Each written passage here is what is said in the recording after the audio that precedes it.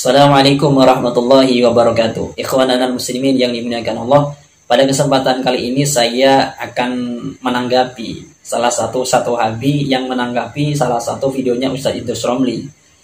Di dalam videonya Ustadz Idrus Romli yang ditanggapi oleh Ustadz Wahabi ini, yaitu Ustadz Sanusi, menjelaskan bahwasanya di ulama salaf itu ada contoh pentakwilan. Salah satunya ulama salaf yang mentakwil adalah Imam Bukhari. Imam Bukhari itu dalam kitabnya Sahih Bukhari, ketika beliau menyinggung ayat Al-Quran yaitu kullu syai'in halikun illa wajhahu, ditakwili wajhahu itu dengan mulkahu.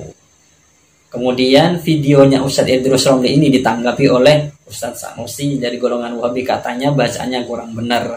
Lah ini videonya Ustadz Idrus Romli yang ditanggapi oleh Ustadz Wahabi. Imam Bukhari melakukan takwil dalam Sahih Bukhari. Ini Sahih Bukhari. Kullu syai'in halikun illa wajhah, surat Al-Qasas. Segala sesuatu itu binasa illa wajhah, kecuali wajhah.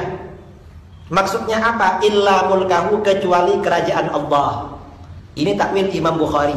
Dalam video tersebut Ustadz Idrus Romli menjelaskan bahwasanya Imam Bukhari ini melakukan pentakwilan. Ini menjawab salah satu kelompok atau kelompok Wahabi yang mengklaim bahwasanya tidak ada dari salaf pencontohan pentakwilan satu ayatnya Allah Subhanahu wa taala dalam zat dan sifatnya Allah Subhanahu wa taala. Kemudian bacakanlah Ustadz Idrus Romli di kitab Bukhari, Imam Bukhari ulama salaf mentakwil ayatnya Allah Subhanahu wa taala yaitu di surat Al-Qasas, kullu syai'in halikun illa wajhahu, semua atau segala sesuatu itu akan musnah kecuali wajahnya Allah Subhanahu wa taala. Lah Imam Bukhari mentakwil wajhun dengan mulkahu, gitu kata Ustadz Idrus Romli. Akan tetapi menurut Ustadz Sanusi bahwasanya bacaannya Ustadz Idrus Romli ini tidak benar kalau mulkahu dibaca mulkahu, yang benar itu katanya malikahu. Inilah video tanggapan Ustadz Sanusi dari Ustadz Wahabi terhadap videonya Ustadz Idrus Romli. Seperti ini tadi, Amir Daun ini cuma bisa melucu saja, melawat di sana sini. Berkata illa mulkahu, kecuali kekuasaannya. Wajah ditafsirkan kekuasaan. Yang pertama, orang ini sudah salah baca ayat. Dia tidak mungkin. Al-Bukhari bukan menjelaskan ayat itu di dalam sahihnya. Al-Bukhari itu membahas ayat di akhir surah Al-Qasas. Kullu syai'in halikun illa wajhah. Segala sesuatu binasa kecuali wajahnya. Kemudian dia katakan, di situ Al-Bukhari tulis katanya, bahasa dia ya, Al-Bukhari katakan illa mulkahu, kecuali kekuasaannya. Al-Bukhari takwil wajah dengan kekuasaan. Ini orang awam yang tidak kenal bisa tertipu. Ya, oh betul juga ya, subhanallah, Al-Bukhari mentawil. Ya betul juga ya, berarti ada dari para as-salaf mentawil. Bisa tertipu. Ini orang dari mana sisi kerusakannya? Sisi kerusakannya, dia ini tidak mengerti bahasa Arab yang baik dan benar. Baca saja keliru.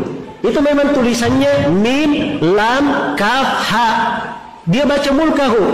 Yang benar itu bacaannya malikahu, bukan mulkahu. Beda makna malikahu dengan mulkahu. Malikahu artinya pemilik wajah. Ya, jelas ya? Kalau saya berkata si fulan ini tidak pernah kelihatan wajahnya, maksudnya wajahnya saja yang kelihatan, tidak ada orangnya begitu. Hah? Itu sudah dipahami, tidak mungkin ada wajah yang tersisa, tidak ada pemilik wajahnya. Dalam video tersebut Ustadz Sanusi menyalahkan Ustadz Idrus Romli di dalam hal bacaannya dan juga di dalam hal bahwasanya ada contoh takwil dari ulama salaf.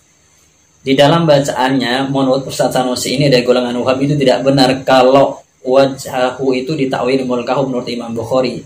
Yang benar itu bukan mulkahu bacaannya, akan tetapi itu malikahu. Kullu syai'in halikun illa wajhahu illa malikahu, begitu menurut Ustadz Sanusi. Ini kan ada dua ustadz yang berbeda, tapi sebenarnya levelnya berbeda. Ustadz Idrus Romli ini kalau menurut saya dibandingkan dengan Ustadz Sanusi ini jauh levelnya masih bagusan Ustadz Idrus Romli. Di sisi penghafalan hadis, kemudian di sisi dalam memahami kita, itu menurut saya. Karena saya sedikit tahu lah mengikuti beliau dari sejak beliau masih muda. Ternyata Ustadz Idrus Romli ini ketika membaca mulkahu oleh Ustadz Sanusi itu disalahkan. Karena yang benar itu bukan mulkahu katanya, tapi malikahu. Coba kita teliti berdasarkan kitab atau referensi yang ada. Di dalam mengukur benar atau tidak bacaan tersebut, kita harus ngerti dalam ilmu nahwu, karena ini berkaitan juga nanti dengan ilmu nahwu dan juga sisi bahasa. Dan kemudian nanti ulama itu seperti apa di dalam mandang ayat tersebut. Setelah saya lihat dalam sisi bahasa atau sisi nahwu dan sorfinya ya, ternyata memang wajhun ini maknanya itu memang wajah. Ketika tidak memakai makna asal, maka masuk dalam ranah namanya itu takwil nanti, seperti itu. Kalau melihat bacaannya Ustadz Idrus Ramli, illa mulkahu, kecuali kerajaan Allah Subhanahu wa taala atau kekuasaannya Allah Subhanahu wa taala, berarti jelasnya kan begini. Kalau sebenarnya lafaz kullu syai'in halikun illa wajhahu itu kalau dijelaskan hunya ini kan itu domirnya kembali ke Allah Subhanahu wa taala. Kan wajhun ini ada dua kalimat sebenarnya. Kalimat yang sama, itu sama-sama kalimat isim tapi dua kalimat kan. Wajhun ya kalimat berbeda, hunya ya kalimat berbeda. Hunya kan isim domir. Kemudian kalau dijelaskan punya ini kan kembali Allah Subhanahu wa taala. Jadi kullu syai'in halikun illa wajh Allah, begitu. Segala sesuatu itu akan musnah kecuali wajahnya Allah Subhanahu wa taala. Kemudian kalau diganti dengan mulkahu, maka kita bacanya begini, kullu syai'in halikun illa mulkallah. Segala sesuatu akan binasa atau hancur kecuali kerajaannya Allah Subhanahu wa taala atau kekuasaannya Allah Subhanahu wa taala. Jadi benar begitu. Jadi kalau misalnya kita ikuti bacaannya Ustadz Sanusi dari golongan Wahabi, maka begini, kullu syai'in halikun illa malikallahi, kecuali maliknya Allah. Malik ini maknanya apa? Malik ini kalau dari bahasa saya lihat dari Bapak Komus, bermakna malik itu bermakna sohibul amri, yaitu memiliki kekuasaan atau memiliki urusan ya. Dan ada juga yang bermakna raja. Jadi kalau kita terjemah begini, segala sesuatu akan musnah kecuali rajanya Allah Subhanahu wa taala, atau pakai yang sohibul amri, segala sesuatu akan musnah kecuali yang menguasai urusannya Allah Subhanahu wa taala. Jadi kedua makna ini menunjukkan bahwasanya Allah taala itu dikuasai oleh sesuatu. Kan maknanya kan nanti kan rusak maknanya. Kan tidak seperti itu yang dikehendaki dalam ayat ini. Berarti menurut sisi bahasa ini, sisi bahasa dan sisi nahwunya, Ustadz Sanusi ini sudah salah. Karena memang yang benar itu adalah mulkahu, kecuali kekuasaannya Allah Subhanahu wa taala. Terus pertanyaannya begini, lah wajhunnya kenapa nggak diikutkan lagi di dalam videonya Ustadz Sanusi itu? Ustadz Sanusi kan mengikutkan lafadz wajhunnya illa malikal wajhillah, begitu kan? Meskipun diikutkan seperti itu, maknanya tetap nggak benar maknanya. Kecuali rajanya wajahnya Allah Subhanahu wa taala. Ini tetap nggak benar. Karena memang yang benar itu mulkahu, karena memang domir ini sudah kembali dengan Allah Subhanahu wa taala. Jadi kalau ditakwili atau diartikan dengan malik itu sudah nggak benar. Kalau dengan analoginya Ustadz Sanusi itu analogi kebalik menurut saya. Jadi wajhunnya dulu, kemudian maliknya, kemudian Allah Subhanahu wa taala. Kecuali wajahnya Allah Subhanahu wa taala seperti itu. Padahal kan tidak seperti itu maknanya, secara susunan nahwu kan begitu. Karena memang dalam memahami satu ayat ini tidak melulu dengan bahasa, tapi harus sisi nahwunya juga harus diperhatikan. Kemudian kalau kita lihat di dalam ayat ini di beberapa tafsir ya, salah satunya di tafsir Al-Qurtubi. Di tafsir Al-Qurtubi ini memang kalau saya lihat ada ikhtilaf ulama tentang masalah wajhahu ini. Kullu syai'in halikun illa wajhahu, itu ada ulama tentang perbedaannya ya, tentang masalah wajhahu ini. Ada yang menyatakan itu takwil, ditakwil ya, ada yang mengatakan itu tidak ditakwil, ada yang mengatakan itu ilahu. Jadi hu-nya kembalinya ke hu. Ada yang mengatakan hu, ada yang mengatakan itu ditakwil, ada yang mengatakan tidak ditakwil, illa ma urida bi wajhahu. Begitu. Jadi memang kalau lihat di tafsirnya ayat ini memang ada perbedaan. Akan tapi kalau kita kembali kepada Sahih Bukhari, Imam Bukhari itu memang mentakwil, karena takwil itu kalau kita lihat adalah tidak menggunakan makna yang asal ini. Secara umum kan begitu, secara umum.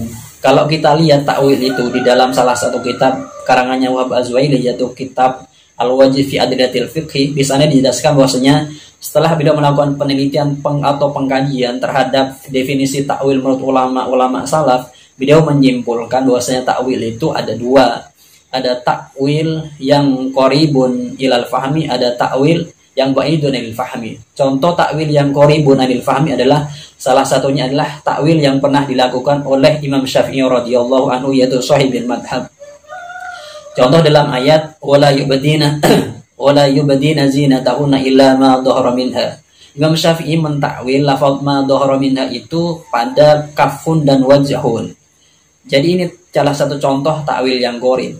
Jadi kalau sudah ditakwil illa ma dhaharanya itu ma dhaharanya pada kafun dan wajhun, maka ma dhaharanya tidak bisa diikutkan lagi karena sudah memakai makna yang lain.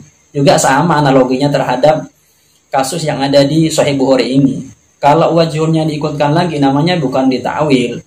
Namanya bukan ditakwil seperti itu, malah pengikutan seperti itu. Dan rusak, tidak ada konsep nahwu seperti itu. Makanya saya bilang di dalam, atau ulama ya, ulama mensyaratkan bahwasanya di dalam memahami satu hadis atau ayat Al-Quran itu tidak melulu dengan bahasa, tapi harus pintar-pintar nahwu. Gitu, menurut yang diteliti dalam beberapa kitab ini. Jadi kalau kita simpulkan secara sederhana ya, Ustadz Wahab ini sudah salah, menyalahkan orang sudah salah, seperti itu. Karena memang yang benar itu bukan malikahu tapi mulkahu. Kalau dibaca malikahu maka rusak pengertiannya seperti yang dijelaskan tadi. Secara konsep sederhana seperti itu. Dalam memahami harus ada nahunya, harus ada sorofnya, harus ada bahasanya seperti itu. Tidak melulu dengan bahasa. Jadi begitulah yang menurut penelitian yang saya lakukan. Berarti kesimpulannya memang Ustadz Sanusi ini sudah mereka-reka, istilahnya ya mereka di dalam mereka-reka menyalahkan Ustadz Yusrom ini sudah salah. Dengan beberapa referensi yang ada di kitab ini ya di kitab tafsir sendiri, kemudian di kitab bahasa sendiri. Mungkin ini yang bisa sampaikan bagi teman-teman Wahabi yang semisal ingin menanggapi video ini, ya ditanggapi sesuai dengan apa materi yang saya sampaikan. Jangan kemana-mana dalam menanggapi di kolom komentar. Mungkin itu yang bisa saya sampaikan dari saya. Assalamualaikum warahmatullahi wabarakatuh.